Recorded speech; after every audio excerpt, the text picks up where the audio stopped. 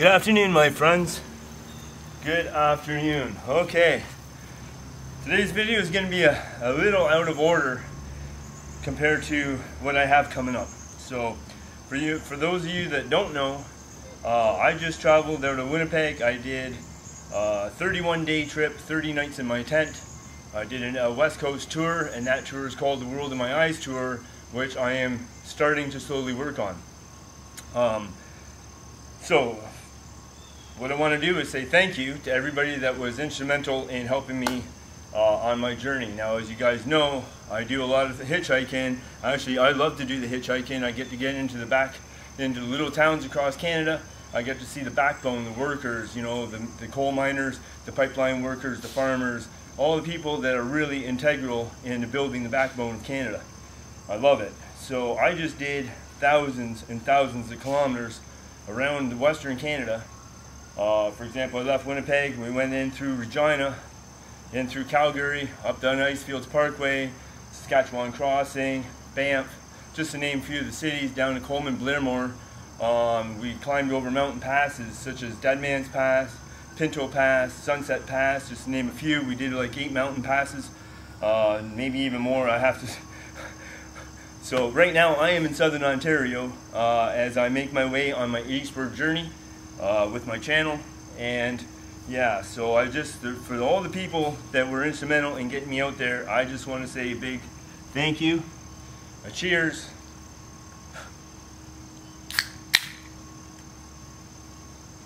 Givio, to making my trip instrumental. Now along the way,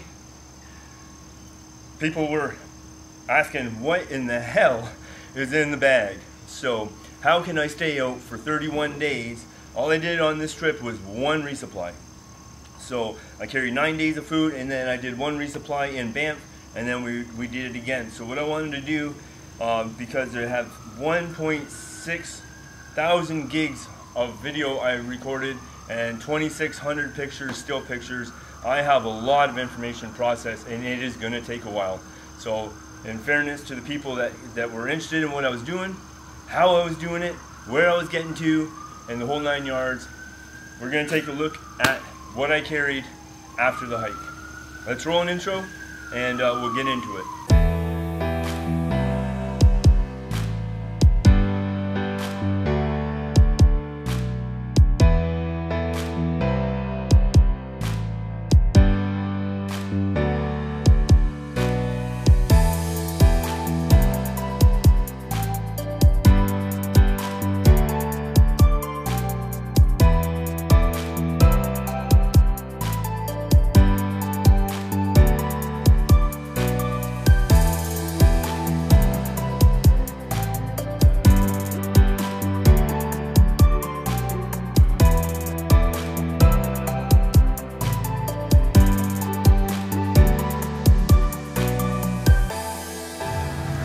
This is an adventure I'm never going to forget, I tell you what. So what we have here, let me see where I'm at on the camera screen.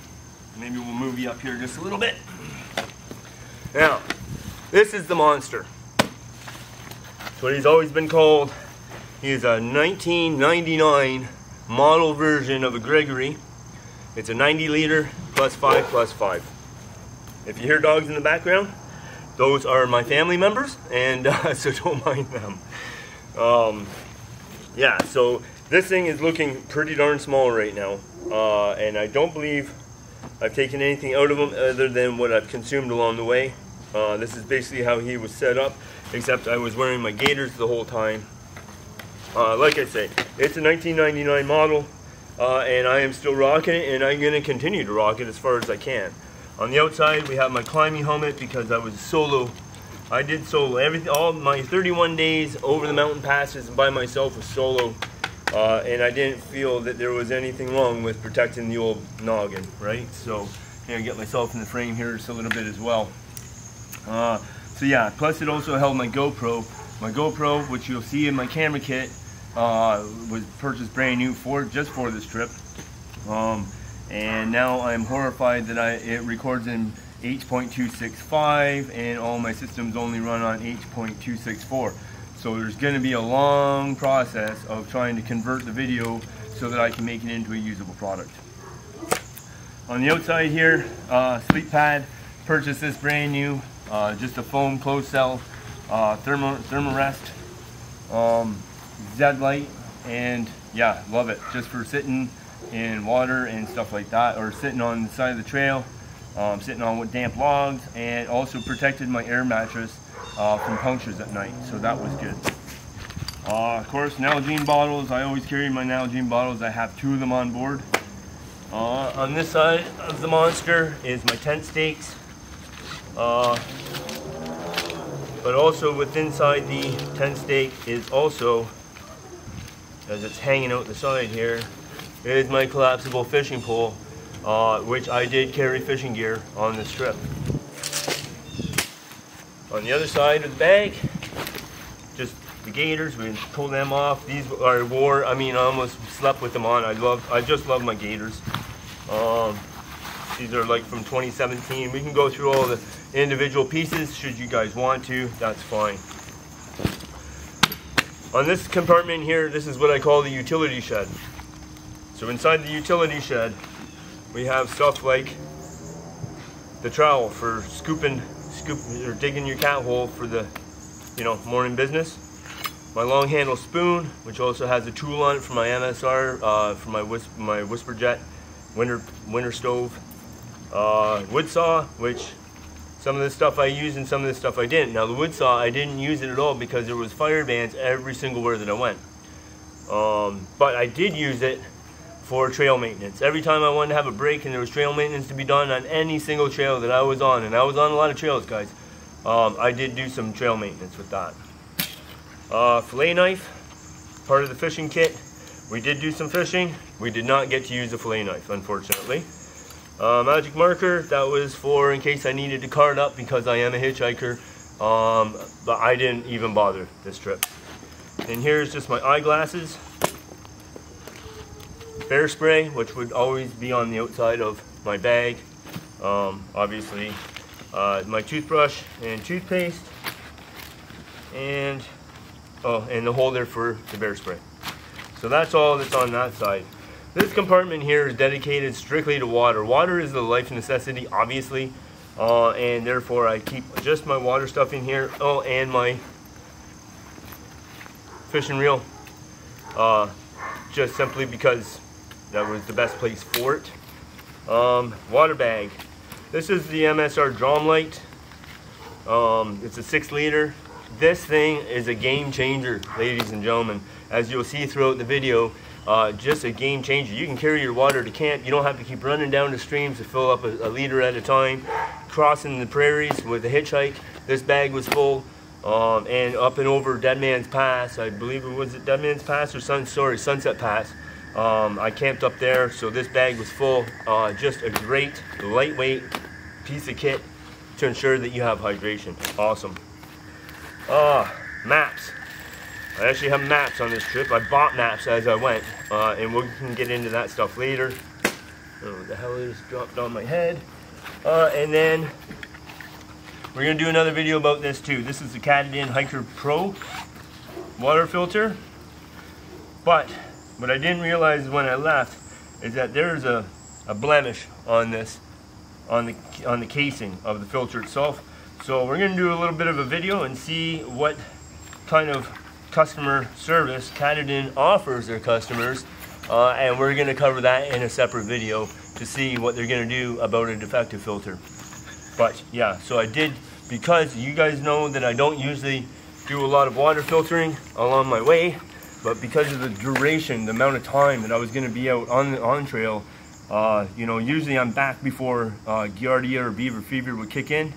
This trip I wasn't going to be. I didn't want to take the risk, even though, as you're going to see in the video, water was spectacular everywhere I went on my trip. So, but yeah, we certainly took precautions to keep ourselves safe and healthy along the way.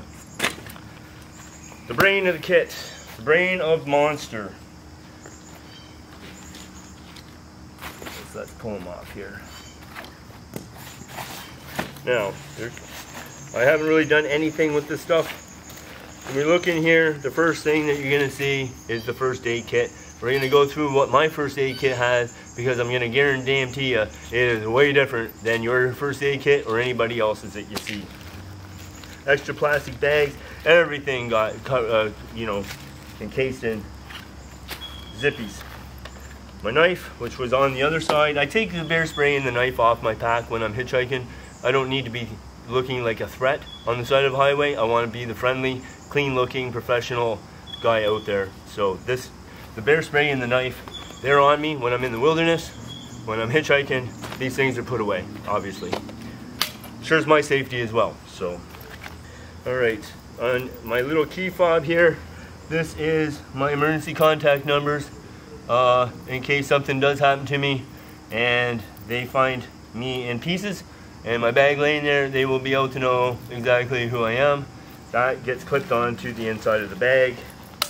I still had some trail mix left, and these Cliff Bars, yeah, we got some of them left. I got some more maps. This was for Highwood, Cataract Creek, Kananaskis County. We got road maps for Southwest Alberta and Southeast British Columbia. We got some maps for Saskatchewan. So we covered thousands and thousands of kilometers on this trip. So having some maps and just being able to figure out where I wanted to go or where I even was pretty important. More Cliff Bars. Damn it, Noon. We use Noon for electrolytes because I learned one thing on this trip. Mio and me don't get along. I have a power bar. This you'll see as part of my filming crew, my film crew kit, so that if I got somewhere I could charge everything at once. Yes, extra weight, you're absolutely right, but it's a lot of work and a lot of weight and a lot of equipment to go 31 days and bring you a quality, what I'm hoping to be a quality YouTube product. So let's see what else we got in here. Just empty bags. Oh, mosquito netting, which I didn't need for the time of year that I went. I was in August, so I mean we're just here not even halfway into September, and it's, I mean, so I didn't really need the bug net. But as you can see, more and more Ziploc bags. Everything got protected in Ziploc bags, and just another map. So that's the brain of the situation. Now, as we dive inside the main pack, of course, it's just a top-loading bag.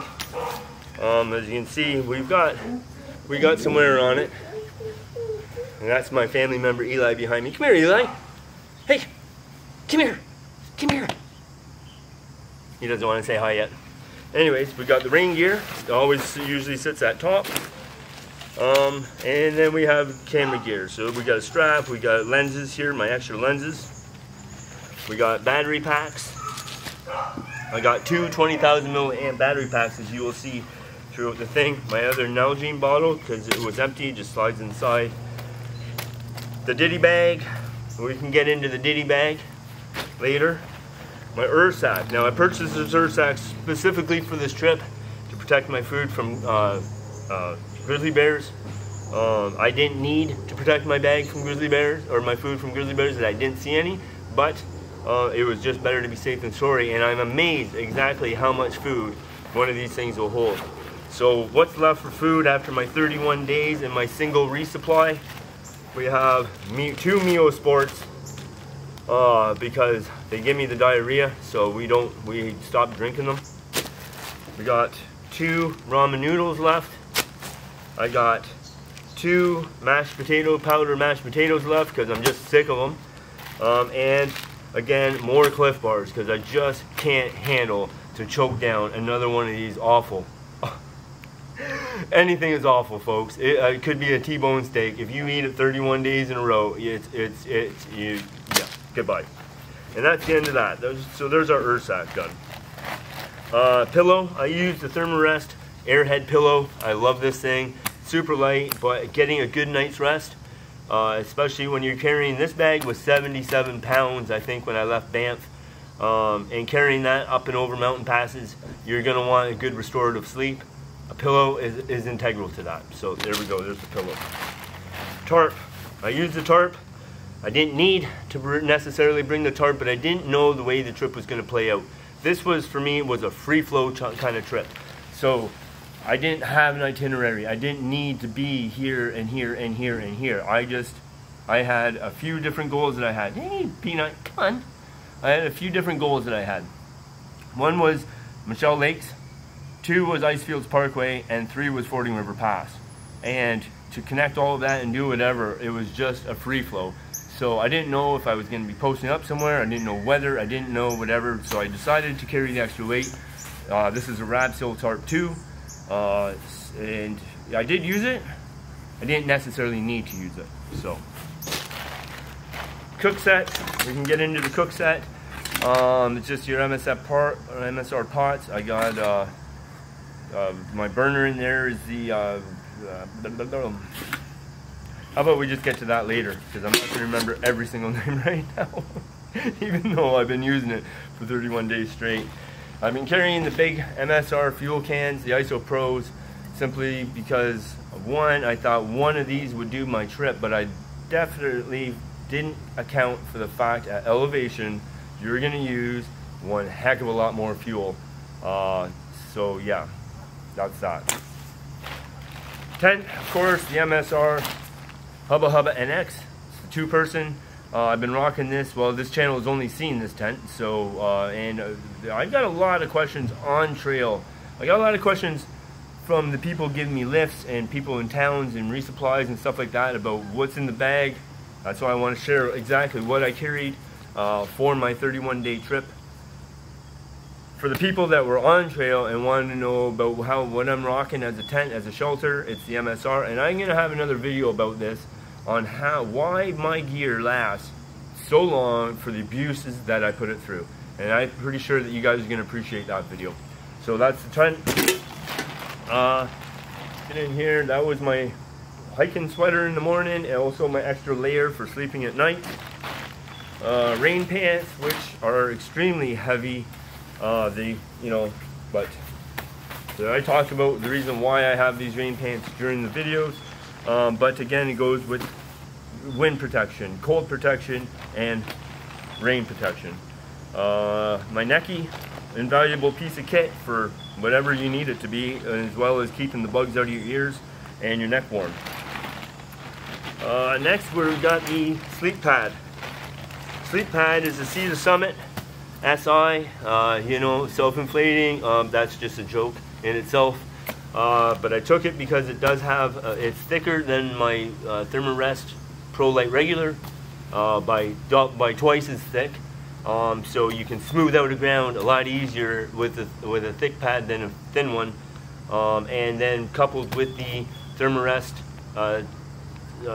enclosed cell foam pad, again, restorative sleep imperative when you're hauling heavy loads for long days and long amounts of time. So that was the sleep pad on this trip.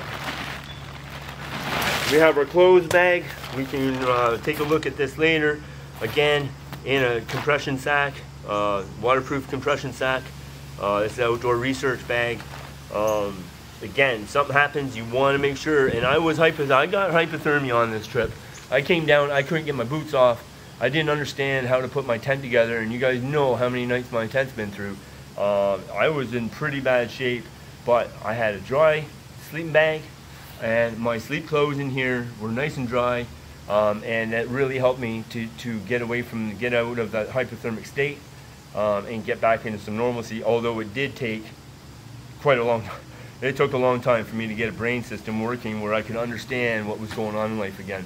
So again, very important to keep your sleep clothes dry, and you can get out of those situations all right. So that's the sleep clothes.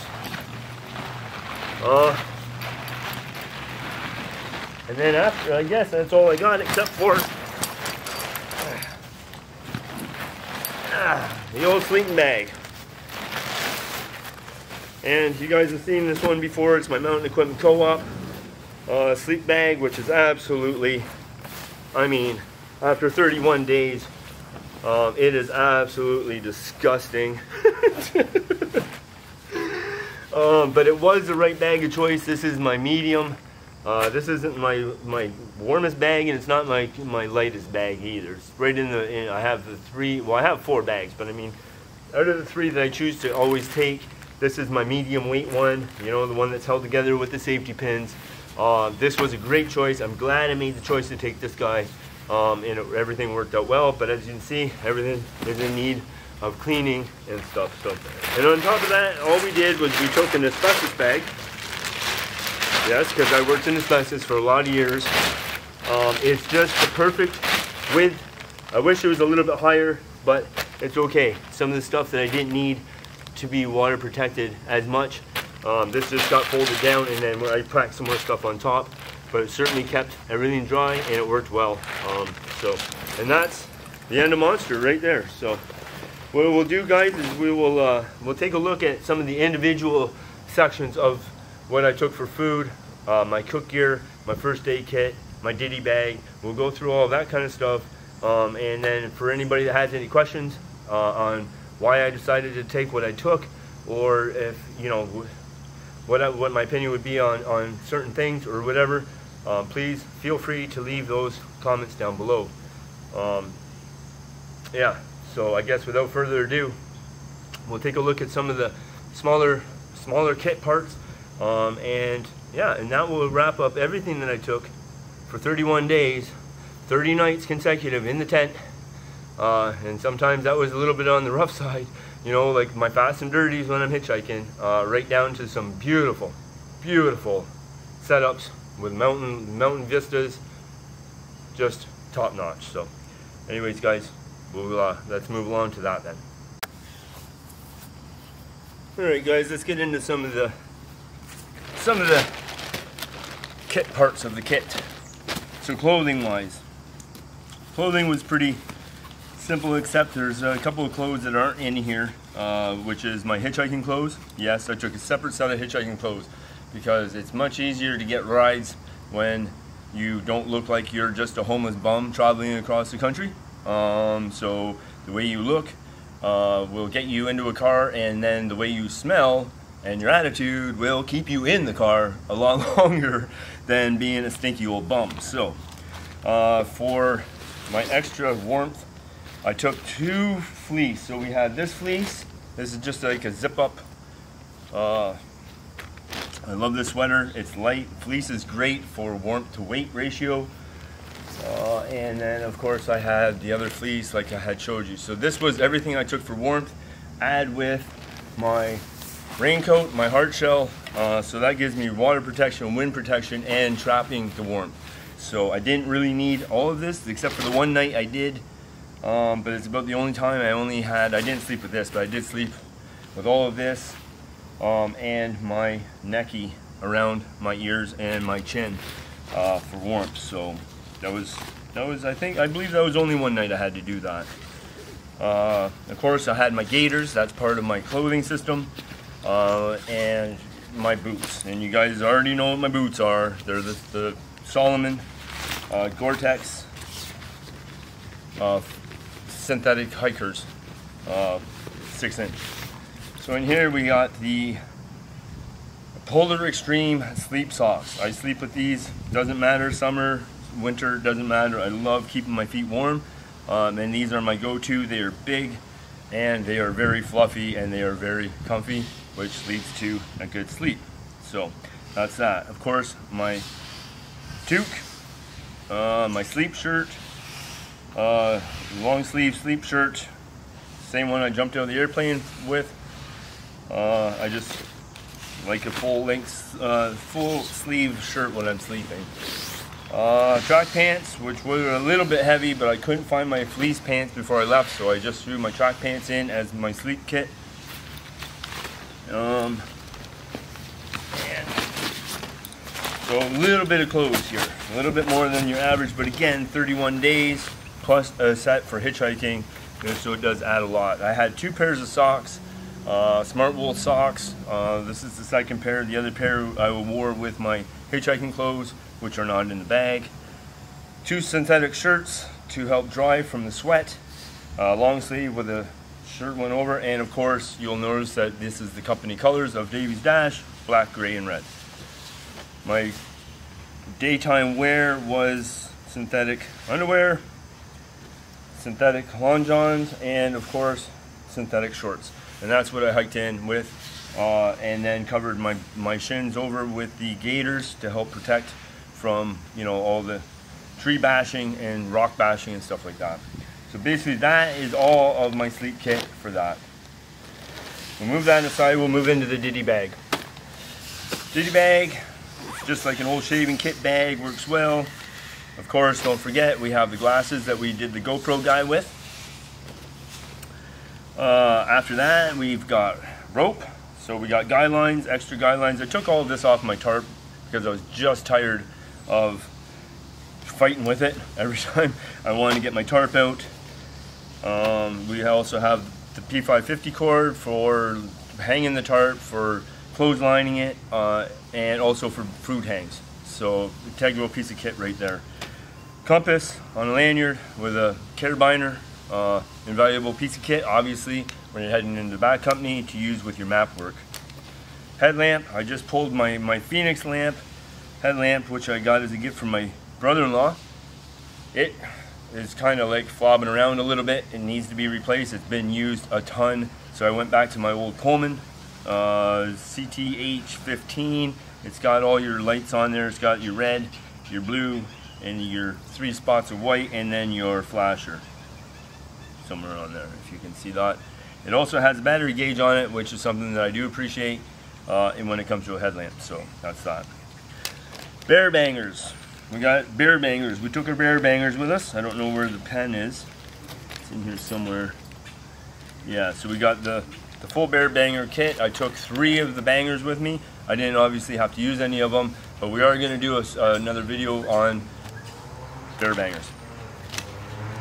My watch. I broke my strap, which made me cry, as you guys will see in the video coming up. But I mean, that happens. I've worn this watch every single day of my life since August of 2019, and just love it. So we got to get that watch band fixed, but it's in there anyways. Fishing kit.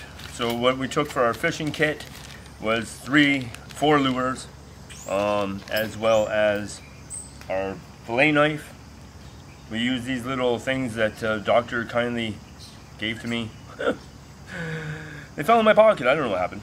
Anyways, for getting the hooks out, we also have the fillet knife sharpener, because I was intending to eat fish like a lot, and it didn't happen. So that was that's the fishing kit right there. We have another extra guy line that I took off my tent to help put my tarp up the one day, so that's that. We got 3 extra aluminum tent stakes just to help with the tarp setups if I needed to do that. We have some Blistex. I have 1 extra emergency heartburn pill.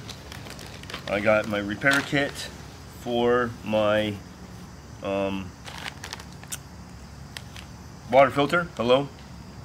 And yeah, that's the end of the ditty kit, except for my polished rock that I got as a gift from Jim, who is the gentleman that was instrumental in getting me from Regina on a Sunday morning all the way to the 93 Icefields Parkway, where we scooted up and stealth camped with Parks Canada searching for us. So that's a pretty interesting part. You're going to want to see that in the upcoming video. And that's it for the ditty kit. We'll move into the first aid kit real quick. Now, my first aid kit, I'm going to switch the camera angle so you guys can actually see the first aid kit a little better from a top-down view. Give me 1 second. Alright, here we go, my friends. First aid kit, obviously, in red. Easy, high to see, high visibility, something you want to be able to find instantly, because first aid kits are generally necessarily, you need them, and get them out. I keep my first aid kit, once again, on the top of my pack, inside the brain, so this way I don't have to get inside the pack to get to the first aid kit should I need it. So let's open it up. Now, my first aid kit isn't just first aid for myself, it's also first aid for everything that I have. So first thing that you're going to see pop out, we'll get these out of the way right away, are these these zip tie things for fixing any part of my kit. Should my backpack strap break or anything like that, I can fix it so I can carry on with my trip. So again, it's not just first aid for me, it's also for my kit. So here we have some Afterbite, and we have some alcohol swab pads. Here we have our emergency compass and emergency whistle. We have our medical tape, which you've seen me use to fix a hole in the fly from the ash coming down, or no, from the rocks that those guys were spinning.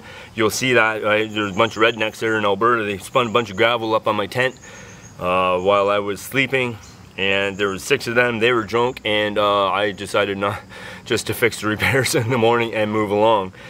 So again, it's good for myself, and it's good, and medical tape is great for helping to fix up your kit. Invaluable. I have one small fire starter that I could use if everything was wet and I was hypothermic, although I didn't need it at the time. In here I have, what is this now? Oh, this is a gram of weed. Cause you never know. I have 30 pills of tramadol. Now I got this from the doctor when I had my shoulder surgery. I thought if I'm gonna need any pain relief, I'm gonna need something strong because I don't take pain relief. As you can see, there's still 30 tramadols in here. I didn't take it after my surgery, and I didn't need to take any while I was on my trip. After that, we just have bandages, some large bandages. This stuff works great if you get blisters. You just cut off whatever size that you need. And when you go, I had no blisters on my trip. Again, thank you to the Solomon boots.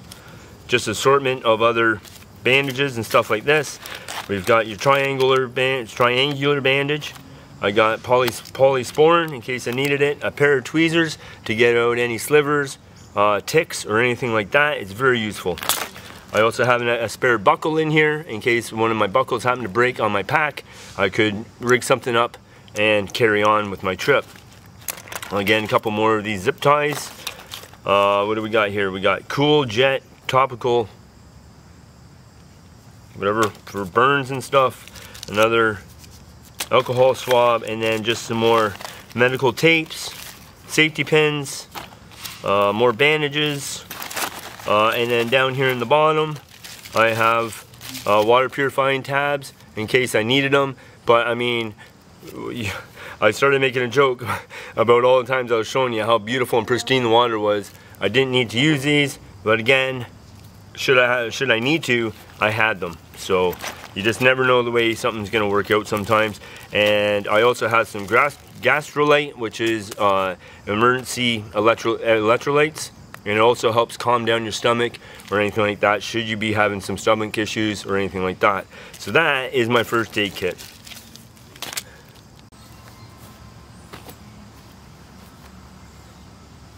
Hey my friends, well, cheers to everybody that was integral in sponsoring me and getting out of Winnipeg, through Calgary, over into BC, back down. I mean, I went west, I went north, I went south, I went east, I went north. I went a lot of kilometers, thousands of kilometers, and it's all thank you to the people that seen this good-looking supermodel on the side of the road and decided to give him a lift.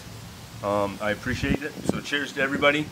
At this point, another reason why I need this bag unloaded, cleaned up, is to get reset for more adventures. So I will be working hard at trying to get you out the first issues of the World in My Eyes tour, and please subscribe and do all that stuff that those YouTubers tell you to do, because yeah, we depend on your views and your likes and your comments to help the algorithm, and I hope that yeah, I can put together a good enough show for you on the 31 days. I don't know exactly how I'm going to do it yet. I have to get all the media formatted. Then I can look through it and decide on if we're going to do like a week at a time, a day at a time. I don't know exactly how it's going to form out yet, but I'm going to be working hard at doing that, as well as trying to put together some more trips here as we have moved east. So anyways, thank you for your time today, guys, and that is basically what I took to keep me in good shape, in good spirits for 31 days, over 8 or 9 mountain passes, that's a long time. Like I said, that bag carried like 77 pounds when I left out of Banff with a 16-day reload. Yeah, so that was what's in my kit, or what's in my bag after the hike. So thanks for tuning in. If I can talk, I better shut up now and get out of here. before I start stumbling all over my words. All right, guys. Hope you're looking forward to the next one. It's going to be good.